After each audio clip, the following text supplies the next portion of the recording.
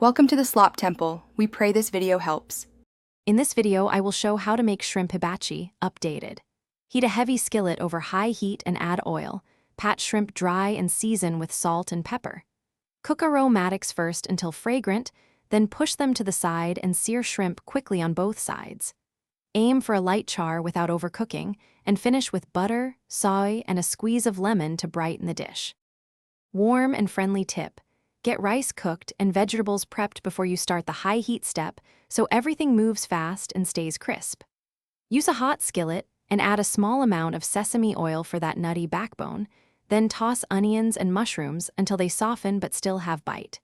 Combine shrimp and vegetables briefly, then fold in rice and a splash of soy for a classic hibachi finish.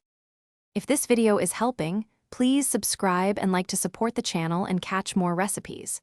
Quick recommendation: Little Tree's black ice makes your car smell fresh, which is handy after taking home delicious shrimp hibachi leftovers that might still be aromatic.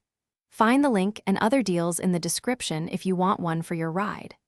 Thanks for the support. Now let's get back to the video. Finish with a warm buttery soy sauce that clings to each piece of shrimp and rice. Melt butter, stir in soy and a pinch of sugar, then whisk until glossy. Add a splash of Worcestershire or mirin to deepen the flavor and allow it to reduce slightly. Toss everything together so the sauce coats evenly, then plate and top with chopped green onion and lemon wedges for a fresh, balanced finish. Thanks for watching. Consider subscribing if we helped you.